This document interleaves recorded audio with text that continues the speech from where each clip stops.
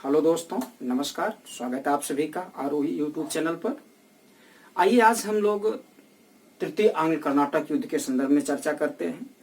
तृतीय आंग्ल कर्नाटक युद्ध पर चर्चा करने के पहले प्रथम और द्वितीय को एक दृष्टि में देख लें, क्योंकि पीछे हम इस पर चर्चा कर चुके हैं। यहाँ से 3, 4, 5 प्रश्न बहुत महत्वपूर्ण बनते हैं। पहला प्रश्न है कि प्रथम आंग्ल कर्नाटक युद्ध का टाइम ड्यूरेशन। प्रथम आंग्ल कर्नाटक युद्ध का टाइम ड्यूरेशन 1746 से 48 के बीच। इस युद्ध का कारण में ऑस्ट्रिया का उत्तराधिकारी युद्ध रहा। इसके बीच में एक उपयुद्ध हुआ था, सबवार हुआ था, जिसे सेंट थोमे के युद्ध के नाम से जानते हैं। 1748 में जानते हैं, जिससे भारतीयों की साख डाउन हुई थी और यूरोपियों की मनोबल बढ़ा था। हमने पीछे चर्चा किया, पीछे के वीडियो में आप देख सकते हैं प्रथम आंग्ल कर्नाटक युद्ध। और ये लाशैपल के संधि के माध्यम से इस युद्ध की समाप्ति हो गई थी। यहाँ से 3 प्रश्न, संधि, युद्ध, कारण, संधि और युद्ध का विस्तार। द्वितीय के संबंध में ऐसे कुछ बातें कर ली जाएं। द्वितीय के संबंध में बातें की जाती हैं तो द्वितीय आंग्ल कर्नाटक युद्ध 1749 से 1754 के बीच में हुआ था। इसमें इस युद्ध के कारण क्या रहा? डुप्ले की महत्वाकांक्षा। 2 कारण रहे, डुप्ले की महत्वाकांक्षा और हैदराबाद तथा कर्नाटक की आंतरिक राजनीतिक स्थिति।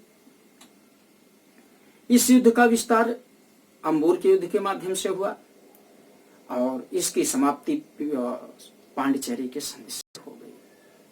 रही बात अब तीसरे आंग्ल कर्नाटक युद्ध के संबंध में, इस पर हम चर्चा करते हैं। देखा जाए तीसरा आंग्ल कर्नाटक युद्ध 1756 से 1763 के बीच में लड़ा गया, लेकिन वास्तव में इस 1756 में कहीं कहीं 1758 से 63 मिलता है, कहीं कहीं 1756 से 63 मिलता है। ये जो 1756 से 63 का टाइम ड्यूरेशन है, पहले इस कंफ्यूजन को दूर कर लें। जो यूरोप में सप्तवर्षीय युद्ध हुआ था, जब सप्तवर्षीय युद्ध का सबसे सशक्त पीरियड रहा 56 से 63 के बीच में। शुरुआत तो युद्ध की 1754 से ही यूरोप में सप्तवर्षीय युद्ध हो गई थी, लेकिन उसमें ताकत तब आई 1756 से 1763 के बीच में।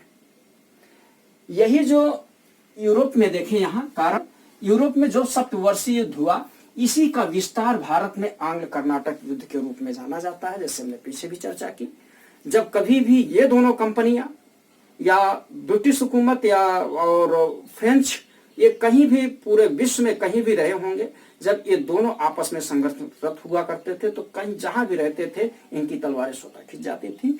उसी परिप्रेक्ष्य में सप्तवर्षीय युद्ध को भिन्न भिन्न क्षेत्रों में भिन्न भिन्न नामों से जाना गया। फ्रेंच इंडिया वार के नाम से अमेरिका में इसको जाना गया, फ्रेंच इंडिया, ध्यान रखिएगा। फिर उसके बाद ममेरियन वार के नाम से स्वीडन में जाना गया।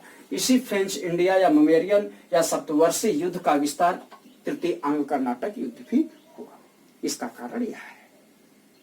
ठीक है, अब प्रश्न उठता है 1756 में, तो यहां देखें 1756 में भारत में तृतीय आंग्ल कर्नाटक युद्ध की शुरुआत हो जाती है। झड़पें होती रहती हैं, सफलता असफलता का दौर चलता रहता है, किंतु वास्तविक स्वरूप तृतीय आंग्ल कर्नाटक युद्ध का भारत में तब आया जब 1757 में काउंट लाली फ्रांस से चला।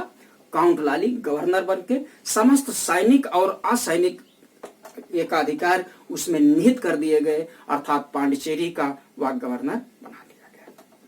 ध्यान देने की जरूरत है। और बुशी उस समय हैदराबाद में था, जैसे जानते हैं। ठीक है, सहायक संयुक्त इस्लाम जंग से किया हुआ था। तो जैसे वो काउंट 1758 में भारत पहुंचता है, सेंट डेविड किले को जीत लेता है और तंजौर को भी घेराबंदी करने का अधिकार देता है, किंतु इसमें वह असफल रहता है। ऐसी स्थिति में इसी का बढ़ा हुआ स्वरूप इस युद्ध का विस्तार है। अति महत्वपूर्ण प्रश्न है। सबसे पहले यहां पूछा जाएगा कि कारण तृतीय आंग्ल कर्नाटक युद्ध का, फिर इसमें कौन फ्रेंच गवर्नर था? काउंट लाली था। काउंट लाली सेंट डेविड के किले को जीता था और इस युद्ध का विस्तार जो था वांडिया वास के युद्ध के माध्यम से जाना जाता है। जैसे अन्य 2 के बीच में, एक में आपने सेंट थोमे देखा, एक ने आपने अंबूर देखा, उसी प्रकार से यहाँ वांडिया वास का युद्ध के रूप में आप जानते हैं। आपसे पूछा भी जा सकता है किस आंग्ल कर्नाटक युद्ध के बीच वांडिया वास का युद्ध हुआ था। तो ध्यान रखेंगे तृतीय में वांडियावास का युद्ध हुआ था बहुत ही निर्णायक युद्ध हुआ और इस युद्ध में यह निर्णय हो गया कि अब फ्रांसीसी भारत पर प्रशासक के रूप में शासन नहीं करेंगे, यह एक व्यापारी के रूप में रहेंगे, इन्हें किलेबंदी करने का भी अधिकार नहीं होगा। अंततः यह ऐसा हम कह सकते हैं कि वांडिया वास का युद्ध 22 जनवरी 1760, मोस्ट इंपॉर्टेंट 22 जनवरी 1760 उसी प्रकार से महत्वपूर्ण है जिस प्रकार से बक्सर का युद्ध, ठीक है, अक्टूबर 1764, ठीक है। आइए देखें, अब प्रश्न उठता है बांडियावास के युद्ध में प्रतिभाग कौन लिया था? फ्रेंच सेना का गवर्नर कौन था? फ्रेंच सेना का नेतृत्व काउंट लाली कर रहा था, ये आपसे पूछा जाएगा। और अंग्रेजी सेना का नेतृत्व आयरकूट कर रहा था, जो कालांतर में मैसूर टीपू सुल्तान से हैदर अली से युद्ध करेगा, वही आयरकूट है, पूछा जाता है आयरकूट, ठीक है, ध्यान रखेंगे। और इसी के संबंध में जो बांडियावास का युद्ध निर्णायक युद्ध हुआ, एक इतिहासकार मालेसन है, इन्होंने कहा वांडियावास के युद्ध ने उस महान भवन का अंत कर दिया। वांडियावास के युद्ध ने उस महान भवन का अंत कर दिया जिसे ड्यूमा और तथा डुप्ले ने खड़ा किया हुआ था, ठीक है, ये लिखा हुआ है। वांडियावास के युद्ध ने उस महान भवन का अंत कर दिया जिसे ड्यूमा और डुप्ले ने खड़ा किया था, ध्यान रखिएगा। अर्थात ड्यूमा फ्रांसीसी संसद, चूंकि ये फ्रांसीसी ईस्ट इंडिया कंपनी सरकारी ईस्ट इंडिया कंपनी थी, हमने पीछे चर्चा किया हुआ है आपसे, तो जो उन्होंने खड़ा हुआ था वांडिया वास के युद्ध के माध्यम से यह भारत से समाप्त हो गया।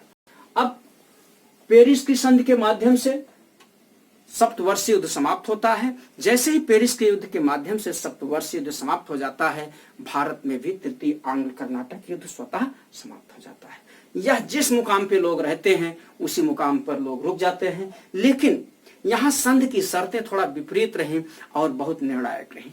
निर्णायक क्या रही? यहाँ सबसे पहली बात थी कि फ्रांसीसियों के सारे कारखाने जो भारत में अंग्रेजी हुकूमत ने या ईस्ट इंडिया कंपनी ने जीते थे, इनको वापस कर दिए। सारे के सारे कारखाने, सारे फैक्ट्रियां इनको वापस कर दिए गए।